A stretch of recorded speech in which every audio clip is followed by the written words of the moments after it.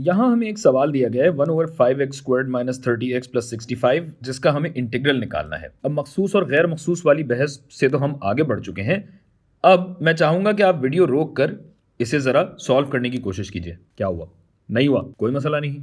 ना कर पाने का मतलब सिर्फ और सिर्फ ये है कि यहाँ यकीनन कोई ना कोई टेक्निक लगेगी, कोई ट्रिक लगेगी जिससे ये हो सकेगा। वो ट्रिक आपको सिखाते हैं और वो ट्रिक ये है कि ये नीचे हमारे पास एक क्वाड्रेटिक एक्सप्रेशन है, एक क्वाड्रेटिक इबारत है। तो इसमें अगर स्क्वायर किसी तरीके से कंप्लीट कर दिया जाए, मतलब इसका मुरब्बा मुकम्मल कर लिया जाए, तो इसे आर्क टैन के डेरिवेटिव की शक्ल में लाया जा सकता है। कैसे लाया जा सकता है ये अभी हम करके दिखाते हैं आपको। सबसे पहले हम करेंगे ये कि हम इस डिनोमिनेटर में से 5 जरा बाहर निकालते हैं ताकि हमारा जो एक्स स्क्वायर्ड का कोएफिशिएंट है वो 1 हो सके।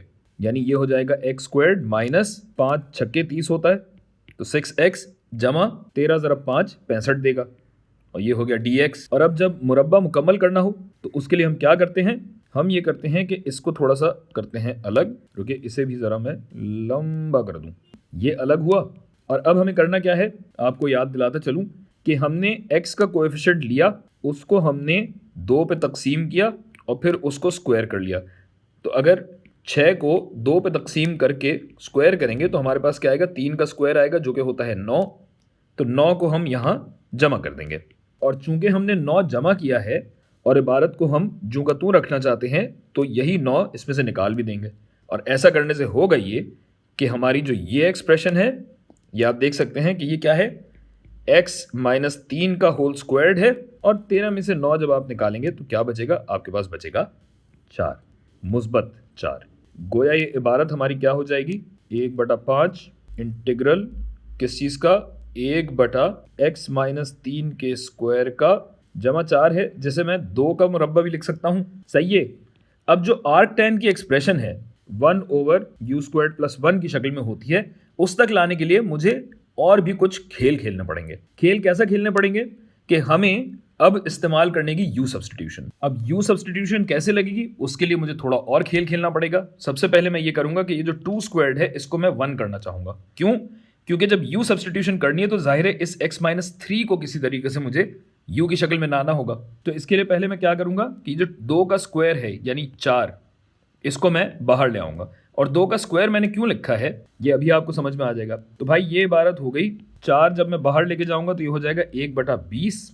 इसमें तो कोई मसला नहीं है, मसला सारा यहाँ पे है 1/, अगर मैं इस इबारत को लिख दूं x-3 का स्क्वायर तो ये है बटा 2 का स्क्वायर। तो इस पूरी चीज़ को एक साथ करके लिख सकता हूँ ना ऐसे, कैसा? तो यहाँ मेरे पास बचेगा +1, और माजरत dx मैं यहाँ लगाना भूल गया, बहुत ज़रूरी है कि आप dx लगाएं यहाँ। अच्छा जी, तो अब करते हैं ज़रा u सब्सटीट्यूशन। u सब्सटीट्यूशन में क्या है, मैं कहता हूँ कि मेरा u है x-3/2, यानी ये, जिसको अगर मैं अलग अलग करके लिख दूँ 12x माइनस 3/2, और इसका मैं डेरिवेटिव निकालूँ du, तो ये क्या आएगा, कांस्टेंट हट जाएगा, यहाँ पे x की पावर 0 हो जाएगी और हाफ मेरे पास बचेगा।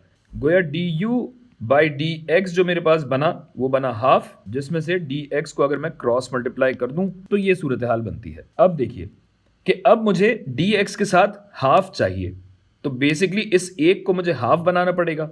अगर मैं इसे आधा बनाना चाहता हूं तो इसके लिए मुझे 2 से यहाँ ज़रब देना पड़ेगा। गोया ये हो जाएगा 1/10 इंटीग्रल हाफ बटा u² जमा 1 dx। और ऐसा करने से हुआ क्या कि अब मैं देख सकता हूं कि हाफ dx du के बराबर है, तो यहां मैं लिख सकता हूं du।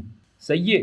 तो अब आपने देख लिया कि ये जो इबारत है ये दरअसल आर्क टैन के डेरिवेटिव के बराबर है। तो अगर डेरिवेटिव के बराबर है और ये इंटीग्रेट हो रहा है तो मेरी जो हतमी इबारत बनेगी वो बनेगी 1/10 जरब आर्क टैन u। और चूंकि ये गैर मखसूस इंटीग्रल है तो इंटीग्रेशन के बाद +c लगाना मत भूलिएगा। और अब इस पूरी इबारत को x की शक्ल में लाने के लिए क्या कीजिए कि ये जो u है इसको आप यहाँ डाल दीजिए, तो हमारी इबारत बन जाएगी 1/10 आर्क टैन x-3/2 जमा c। अलग किया, स्क्वायर बनाया और ये वीडियो तमाम।